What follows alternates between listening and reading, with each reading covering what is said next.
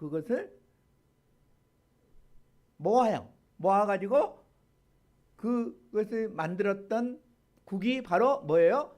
부대찌개, 일명 쭈이쭈리 국, 죽, 또 잡탕이라고 이렇게 얘기하고 있습니다. 오늘 본문의 사항이 딱 그런 사항이거든요.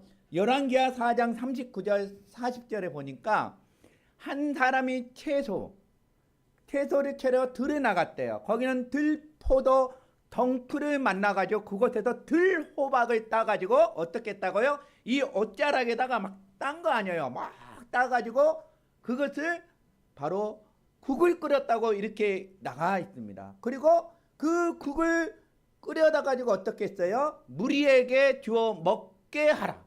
아니 이렇게 먹다 보니까 뭐가 있는 거예요? 그 안에 소태, 죽음의 독이 있다고 이렇게 얘기하고 있습니다. 엘리사 제자들이 들에 나가서 아무거나 눈에 보이는 거 이것을 먹으면 괜찮겠다. 그것을 뜯어다가 꿀꿀이죽을 만든 거예요. 그런데 부작용이 생긴 거죠. 어떤 부작용이 생겼다고요? 소태, 죽음의 독이 있나이라 능히 먹지 못한다. 이렇게 얘기하고 있습니다. 여러분, 워낙 먹을 수 없는 상황이니까 그런 상황이 일어났던 것이죠. 이것저것 따지지 않고 먹을 수 있는 것을 다 집어넣어 가지고 솥에다가 국을 끓였다는 것이죠. 그런데 그것이 뭐예요? 소태, 죽음의 독이 있나이다. 저기 제가 여기서 은혜 받았어요. 이 소태, 죽음의 독이 있나이다. 제가 이 말씀을 준비하면서 이 시대가 바로 이것이다. 이 시대가 바로 이것이다. 죽음의 독이 가득한 시대에 지금 우리가 살고 있다는 거예요, 여러분. 그것을 제가 깨달았고요. 제가 이 말씀을 묵상하면서 내 마음속에 막 두려움이 쫓아오게 되었습니다. 왜? 이 소태, 죽음의 독이 오늘 우리가 사는 시대에 이런 상황과 똑같다는 생각이 들었기 때문에 그렇다는 것이죠. 사람을 죽게 만든 독이 지금 곳곳에 있어요. 우리를 위협하는 시대가 점점 우리 가까이, 우리와 함께 사는 시대가 지금 되어가고 있다는 사실입니다. 분명히 먹을 수 있을 것 같는데 죽음의 독이 있어서 먹지 못한 음식이 지금 이 세상 가운데 우리들 속에서 파고들고 있다는 사실이에요. 여러분, 세상 보면 멀쩡하잖아요. 근데 그 속으로 들어가면 다 죽음의 독들이 있는 거예요. 사람을 죽게 만든 독이 사방에 가득하여서 우리와 우리의 자녀들을 위협하고 있다는 사실입니다. 뉴스를 보면 여러분 얼마나 끔찍해요. 하다 끔찍한 사건들이 일어나니까 해 토픽감이 안 돼요. 우리나라는 옛날에는 조그만 사건도 해 토픽감인데 너무나 큰 사건들이 주변에 일어나니까 해 토픽감도 안 되는 거예요. 여러분 청소년 사이에 막 마약을 거래해가지고 그 친구한테 마약 하라고 그러잖아요. 그래 그 친구가 마약 거래 이제 안 하면 어떡해요? 그 부모를 협박해. 그 부모를 협박해가지고 돈을 뜯어내는 사건이 방송에 나오잖아요. 어느 초등학교의 질문지에 이 질문지를 줬어요. 강남에. 근데 그 질문지의 내용 중에 하나가 있었어요. 혹시 마약을 하느냐? 이것 때문에 방송에 한 번 또 시끄러운 적이 있었습니다. 초등학교까지 마약을 하는지 확인하는 세상이 요즘 이 세상이라는 거예요, 여러분. 예전에는 정말로 충격적인 범죄였는데 우리 젊은이 사이에도 상상할 수 없는 사건들이 일어나거든요. 남자가 쪼잔하게 사귀다가 헤어질 수 있잖아요. 여자가 헤어진다고 해가지고 여자를 정말로 무지막지하게 박살내는 그런 사건들도 있잖아요. 최근에 일어난 사건들이에요. 여자가 또 헤어졌다고 해서 그걸 불러다가 뭐예요? 살인 토막을 내가지고 했던 시대가 지금 요즘 이 시대라는 거예요. 여러분, 이런 일들이 어딘가에서 벌어지는 현실이라면 이는 먹으면 죽는 독을 솥에다 다 끓여서 먹는 것과 같은 상황인 거예요, 여러분. 그래서 요즘 자녀 키우기가 너무 힘든 시대입니다. 이런 힘든 시대에 우리 믿음의 사람들은 자녀들을 위해서 기도해야 돼요, 여러분. 기도해야 하나님이 지켜주시는 거예요. 또한 지금 이 시대에 마약은 이제 뭐 강남 쪽은 다 퍼졌어요. 대마초 이런 거 다 퍼졌어요. 그리고 젊은이들 만나면 술, 담배 하는 거 기본이에요. 옛날에는 여자들 담배 피는 거 숨어서 피웠어요. 요즘은 떳떳하게 피워요. 떳떳하게. 육신을 파괴하는 이 독이 된 음식을 육신적으로 먹고 있지만은 진짜 무서운 것은 우리의 영혼을 파괴하는 독이 된 음식이 너무나 그럴듯하게 사방에 가득하다는 거예요.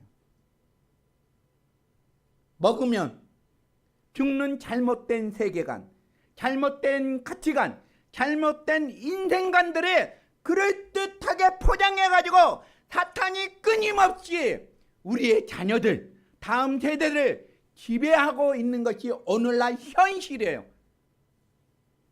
나도 믿음 있다는 것, 나도 이 독이 든 현실 속에서 빠져 들어가는 거예요. 우리는 신본주의 하나님의 중심의 사상 속에서 살았는데 어느 순간에 나도 하나님 중심이 아니고 하나님은 저기에 있고 어느 순간에 나도 세상의 중심으로 가고 있다는 거예요. 그래서 독이 든 세상의 잘못된 가치관들이, 세계관들이, 인생관들이 나도 그렇게 만들어가고 우리의 자녀도 그렇게 만들어가고 있다는 사실입니다. 여러분에게 한번 물어보겠습니다. 여러분의 인생관과 가치관과 세계관은 어떻습니까? 우리의 인생관과 세계관과 가치관은 나도 모르는 사이에 우리의 삶 속에서 은밀하게 들어오는 문화적인 간섭들, 생활의 양식들, 사회적인 제도와 틀 속에서 이 잘못된 세계관들이 형성되고 있다는 사실이에요. 오늘 이 시대에 우리를 위협하는 잘못된 세계관이 어떤 세계관인지 아세요? 그 잘못된 세계관이 뭐냐 그러면 개인주의라는 거예요. 개인주의의 특징은 뭐냐 그러면 나는 우주의 중심이라는 거예요. 나는 우주의 중심이다. 내가 우주의 중심은 하나님은 어디 있겠냐고요. 저 변두리에 있는 거예요. 변두리. 쳐다보지도 않는 거예요. 나를 우주의 중심으로 만들어버리는 것이 오늘날의 개인주의예요. 이것은 하나님에 대한 말씀에 반한 가치관을 주장하는 것입니다. 현대인들은 자기의 자아가 너무너무 높아요. 이 잘못된 가치관이 주입되어 있기 때문에 내가 다 중심이라고 생각하는 거예요. 그래서 많은 사람들이 어떻게 살고 있습니까? 이런 부작용으로 살아가고 있다는 것이죠. 그래서 어떻게 해요? 다른 사람과 어울리는 것도 힘들어요. 그렇잖아요. 혼자 있는 것도 즐기는 거예요. 이런 공동체 견디지를 못해요. 여러분 우리 자녀들 보십시오. 그렇잖아요. 두 번째 잘못된 세계관은 소비주의예요. 소비주의의 특징은 나의 소유물은 나다는 거예요. 얼마나 잘 표현했습니까? 소비주의는 내가 입는 옷은 나이고 내가 타는 차는 나이고 내가 착용하는 옷은 내 거라는 것이죠. 제가 전에 한번 알바를 했습니다. 알바를 했고 이제 직원들 중에 정직원들 중에서 그 사람이 이제 얘기하는 거예요. 자기는 술을 마시기 위해서 돈 번다는 거예요. 그러니까 뭐 술의 리스트가 다 있어요. 이번에 월급 타면 이 술을 마셔야 된대요. 다 자기 중심이야. 이 소비주의. 세 번째 잘못된 가치관은 무엇이냐 그러면 과학적 자연주의예요. 과학적 자연주의의 특징은 오직 물질만 중요하다는 거예요. 물질만. 진짜 중요한 것은 여러분 눈에 보여요, 안 보여요? 진짜 중요한 것은 눈에 보이지 않아요. 보이지 않아요. 부모의 사랑 보여요? 안 보여. 근데 부모의 사랑만큼 소중한 거 어디 있습니까? 요즘 자녀들이 그 잣대를 어디에 보고 있나요? 부모가 능력 있냐? 부모가 돈을 가지고 있나? 부모가 죽으면 나이가 오는 이 재산은 얼마냐? 거기에 몰입되어 있는 거예요, 여러분. 얼마나 잘못된 사상입니까? 탐욕에 그래서 찌들어 있는 거예요. 많은 젊은이들 그 탐욕에 찌들어가 서로 경쟁하잖아요. 그럼 삶에 어떤 즐거움이 있겠냐고요? 없어요. 잘못된 세계관이 그 속에 들어가 있기 때문에 그렇다는 것이죠. 네 번째, 잘못된 세계관은 뉴에이지라는 거예요. 뉴에이지는 뭐냐면 우리도 신이 될 수 있다. 신이 뭐야? 스타가 될 수 있다는 거야. 우리도 스타가 될 수 있다는 거예요. 가을만 되면, 겨울만 되면 온 방송국이 뭐예요? 경쟁하잖아요. 막 노래 뭐 잘하는 사람들 다 불러다가 막 서로 경쟁하잖아요. 그 주의가 바로 뉴에이지. 너도 스타가 될 수 있고 너도 신이 될 수 있다고 그렇게 잘못된 사관을 여기다 집어넣는 거예요. 그러니까 누구나 다 그러면 그렇게 가면 이 땅에 일할 사람 누가 있냐고요. 회사에서 일할 사람 누가 있어. 다 연예인되며. 근데 방송들이 다 젊은이들을 그쪽으로 끌고 가는 거 있는 거야. 너도 스타가 될 수 있다. 너도 신이 될 수 있다고 이렇게 얘기하고 있다는 것이죠.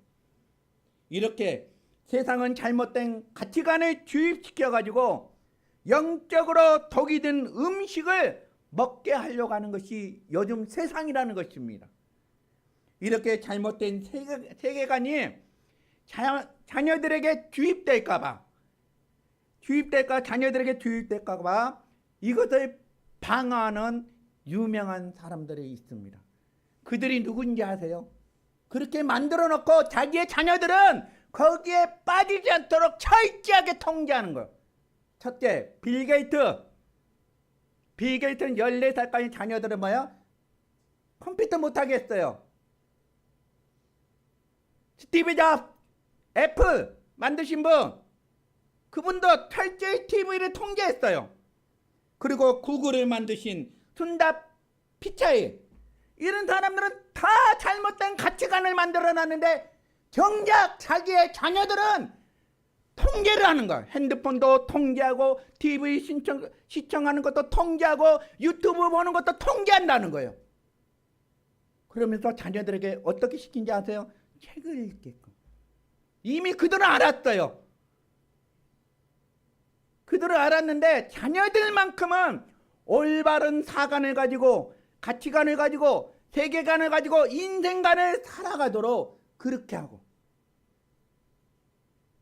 진짜 나쁜 사람들이죠. 정말 이런 시대에 예수님 믿기가 참 어렵습니다. 이런 위험한 가치관이 자연스럽게 우리와 우리 자녀들 안에서 녹아 있다는 사실입니다. 지금 우리는 이처럼 위험하고 불안한 시대에 살고 있는 거예요.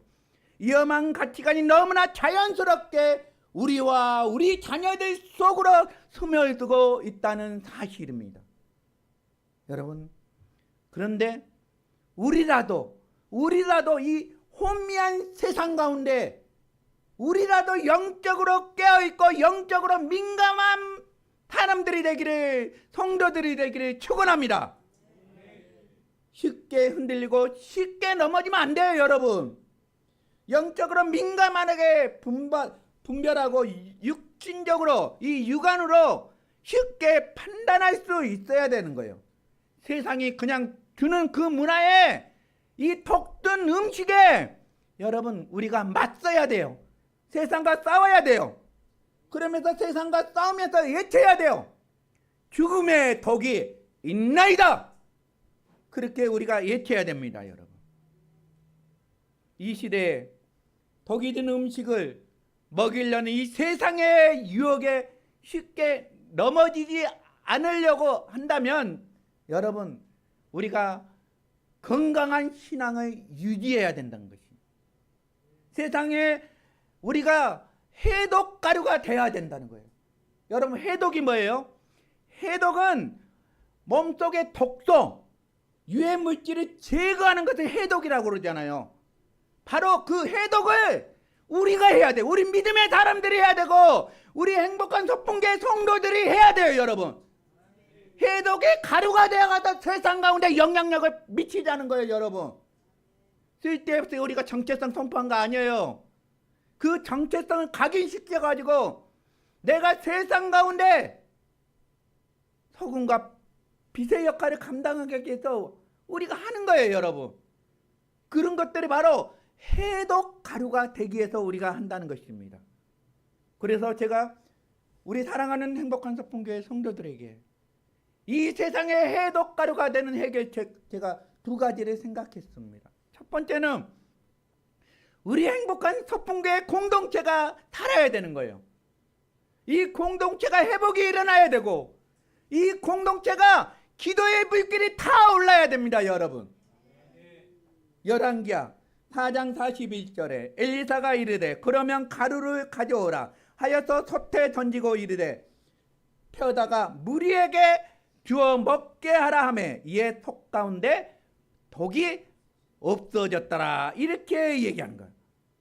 바로 이 솥에다가 해독의 가루를 뿌렸다는 거예요. 해독의 가루를. 그러니까 어떻게 돼요? 국이 말끔하게 해독이 되었다는 것이죠. 음식을 다 먹을 수가 있잖아요. 독이 다 사라지니까. 여러분, 세상에 독을 제거하는 해독 가루를 누가 해야 되겠냐고요? 세상 사람들이 하겠냐고요? 아니에요. 영적으로 살아있는 사람들의 영안의 문이 열려져 있는 우리가 해야 되는 거예요. 우리는 성도잖아요. 하나님의 거룩한 백성이고 하나님의 자녀잖아요. 우리가 해독 가루가 됩시다. 예. 성도는 세상의 빛과 소금의 해독 가루가 되고 그 사람에게 힐링제가 되고 화목제가 되는 거예요. 여러분, 그런 사람들이 하나님의 자녀잖아요. 그렇기 때문에 우리가 믿음 생활을 하는 거잖아요. 그리고 그 다음에 이어진 사건도 음식과 관련된 사건이 나옵니다. 어떤 사람이 처음으로 수확한 이 빵 20개와 채소의 자루를 가지고 바로 엘리사 선지자에게 가지고 옵니다. 그리고 엘리사 선지자가 그 공동체에게 나누어 주라고 합니다. 근데 어떻게요? 인원은 100명이에요. 100명인데 빵 20개하고 채소의 한 자루가 있는데 그것도 어떻게 100명이 먹을 수 있겠냐고요. 턱없이 부족한 거예요. 이때 엘리사가 하나님의 기적을 힘을 입어서 그들이 모두 배부르고 먹고 남았다고 성경은 얘기하고 있습니다. 자, 그럼 제가 여기서 또 은혜 받은 거 있는데 바로 무리에게 주어 먹게 하라는 거예요. 무리가요. 세상 사람들에게 우리가 복음의 빛을 주고 그들에게 회복의 역사가 일어나면 하나님이 남보다 풍성하게 한다는 얘기입니다. 여러분, 열왕기하 4장 42절에 우리 같이 한번 읽어보겠습니다. 43절까지. 한 사람이 바알 살리사에서부터 와서 처음 만든 떡 곧 보리떡 20개와 또 자루에 담은 채소를 하나님의 사람에게 드리니라. 그가 이르되 무리에게 주어 먹게 하라. 그 사안이 이르되 내가 어찌 이것을 100명에게 주겠나이다 하나 엘리사는 또 이르되 무리에게 주어 먹게 하라. 여호와의 말씀이 그들이 먹고 남으리라 하셨느니라. 아멘. 제가 이 말씀에 정말로 큰 도전을 받았습니다. 여러분, 우리 공동체가요 살아있으면요 세상을 살리는 거예요. 죽은 사람을 살리고 세상을 움직이는 사람이 될 수 있다는 것을 제가 이 말씀을 통해서 제가 은혜를 받았습니다. 고통받은 사람에게, 먹을 수 없는 사람들에게 영혼에 갈급한 사람들에게 우리가 어떻게 해야 되냐 그러면 무리에게 주어 먹게 하라는 이 선포가 내 마음을 뜨겁게 했다는 사실입니다. 왜냐 그러면 이 위기의 시대에, 이 혼미한 시대에 제대로 된 잘못된 세계관과 가치관과 인생관을 가지고 있는 그들에게 오늘 우리가 선포해야 할 복음이 오늘 우리에게 있다는 사실입니다. 그러면 우리 행복한 서풍교회가 추구해야 할 사항들이 있습니다. 그것은 뭐냐 그러면 저는 우리 행복한 서풍교회가 이것을 했으면 좋겠어요. 독이 든 세상의 문화를 정화하고 치유하고 공동체적으로 안전하게 먹을 수 있게 하는 사역들을 우리가 하는 거예요. 요즘 우리 성도들이 보니까 전도하려고, 강제 전도하려고 많은 애를 쓰고 또 기도하고 있어요. 너무너무 감사한 일들이 아니에요. 먼저 내가 회복의 역사가 일어나니까 저 독이 든 내 친구에게, 그 친구에게 복음을 전하는 그 마음의 갈급함이 있는 거예요, 여러분. 두 번째는 건강한 양식을 만들어서 무리에게 주어 먹게 하라는 이 풍요로운 선포를 우리 행복한 서풍교회가 선포해야 할 내용입니다, 여러분. 여러분, 이 풍요로운 선포는 뭐예요? 복음이에요, 복음. 건강한 양식이 뭐냐고요? 복음, 예수 그리스도, 그것을 무리에게 주어서 먹게 하라는 이 선포를 우리 교회가 하자고요. 그래야 하나님 마음에 꼭 드는 교회가 될 수 있다는 사실입니다. 그래서 얘기하잖아요. 여호와의 말씀이 그들이 먹고 남으리라 하셨느니라. 여러분, 하나님의 일하면요 풍성하고도 남아요. 그 빵을 가지고, 그 빵 가지고 어떻게 100명을 먹을 수가 있고 자루 하나 가지고 채소를 가지고 왔는데 그것을 먹게 하냐고요. 엘리사는 하나님의 기적을 바라보고 했단 말이에요. 오병이어의 사건을 엘리사가 했다는 거예요. 하나님의 일은요 하면요 항상 풍성하게 남도록 되어 있다는 거예요. 성경은 그렇게 기록하고 있는 것입니다, 여러분. 그럴 때 이 교회의 공동체가 건강해지는 거예요, 여러분. 건강해지는. 공동체가 치유가 되면요 그 안에서 독이 사라지고요 말씀이 풍성하게 먹고 마시는 한 사람 한 사람들의 회복이 일어나고 치유가 일어난다는 것입니다. 그래서 우리가 함께 모여서 예배하는 이유가 여기에 있는 거예요. 그래서 공동체가 중요합니다.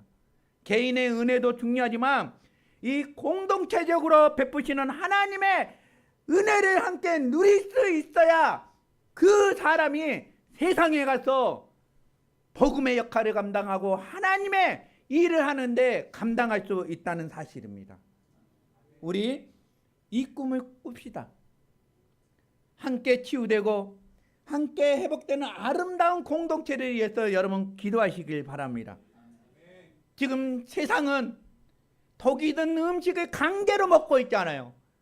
독이 든 음식을 다 먹고 있으니까 어떻게 전도할 수가 없다는 거예요. 콧방귀 껴요, 이 복음 앞에는. 그러잖아요. 예수 믿으라고 교회에 나오시라. 하나님 살아계셔. 이 얘기하는 얘기가 뭐예요? 내 주먹을 믿어라. 너나 믿어라. 여러분, 그런 얘기한 사람들은요 반드시 하나님 심판합니다. 1.1핵도 하나님의 말씀은 없어지지 않냐라고 성경은 기록하고 있어요. 하나님에 대해서 함부로 얘기하면 안 되고 교회에 대해서 함부로 얘기하면 안 돼요, 여러분. 어떻게 교회가 개독교냐고요? 예? 어떻게 교회가 개독교가 될 수 있냐고요? 그건 반드시 하나님 심판합니다. 하나님 심판은요 자손 대대까지 심판한다고 그랬어요. 그런데 복음을 선포하는 그곳에는 하나님이 자손 대대로 만대까지 축복해 주시는 그 복이 성경에 기록하고 있다는 것입니다. 여러분, 우리가 독이 든 이 세상에 힐링제가 되고 화목제가 되어서 주의 복음을 선포하고 나로 통해서 하나님의 역사가 일어나는 것을 우리가 보고 간증하는 삶으로 살아가기를 원합니다. 그래서 먼저 이 공동체가 회복돼야 돼요. 공동체가. 두 번째는 어떤 거냐 그러면 내가 은혜를 받았으면 우리는 책임감이 있는 거예요. 하나님이 은혜 주신 이유는 다 있단 말이에요. 그 책임을 잘 감당하라고 우리에게 은혜를 주신 거예요, 여러분. 그냥 은혜가 어디 있냐고요. 그냥 은혜를 주셨지만은 거기에 대한 책임감이 따른다는 것이죠. 제가 계속해서 설교의 가장 대주제가 뭐냐 그러면 갑절의 능력이거든요. 성령의 갑절의 능력인데 스승 엘리야가 떠나기 전에 엘리사에게 야, 나 너에게 뭐 하나 해주고 싶어. 너 나에게 한번 구해봐. 무엇을 받고 싶어? 엘리사가 요청하잖아요. 선생님, 당신의 성령의 하시는 역사가 갑절이나 내게 있게 하여 주시옵소서. 이거는 뭐예요? 이거는 바로 엘리사가 탄심이 있어서 그것을 얘기하는 것이 아니라 그거는 내가 스승님의 이 엘리야의 사역을 잘 감당하고 그것을 계승하고 싶다는 공식적인 선포라는 거예요, 여러분. 선포라는 거예요. 바로 갑절의 영감을 달라고 하는 것은 바로 이거예요. 스승님, 당신이 얼마나 신실한지 내가 알고 하나님의 일을 이룬 걸 압니다. 제가 바로 당신이 했던 그 일을 할 수 있도록 저에게 성령의 갑절의 능력을 주시고 내가 당신의 후계자가 되기를 원합니다. 이 고백이라는 거예요, 여러분. 히브리어로 갑절은 뭐냐? 두목이잖아요. 두목. 구약의 신명기의 21장에 보면 장자는 두목을 줍니다. 그리고 거기에 장자의 권한이 있고 책임이 있습니다. 그래서 두목은 특권이자 책임이라는 거예요. 여러분, 그러니까 우리도 하나님 기도할 때 엘리사처럼 엘리사가 받았던 갑절의 능력을 저에게 주신 것은 거기에는 바로 특권이 있고 책임이 있다는 거예요. 그래서 다른 사람은 돌보는 힘이 있다는 것입니다, 여러분.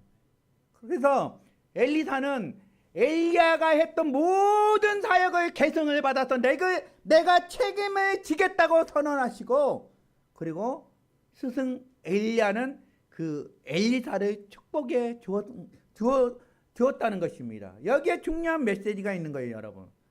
그래서 성경이 얘기해요. 많이 받는 사람은 많이 요구해요. 많이 받는 사람은 많이 요구해요. 누가복음 12장 48절에 보면 많이 받는 사람에게는 많은 것을 요구하고 많이 맡긴 사람에게는 많은 것을 요구한다는 거예요. 왜? 그래서 여러분 받고 싶으면 이런 책임이 따라요. 그 책임은 우리가 감당을 해야 돼요.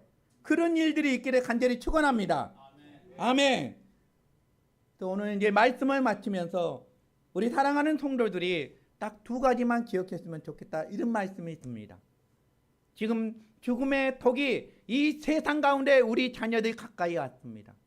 이 독이 가득한 시대에 우리가 대항할 수 있는 이 행복한 서풍교회, 건강한 공동체를 우리가 세워야 되겠다, 이런 생각이 듭니다. 그래야 이 교회를 통해서 건강한 치유가 일어나고 회복이 일어나고 그 사람들이 바로 어떻게 돼요?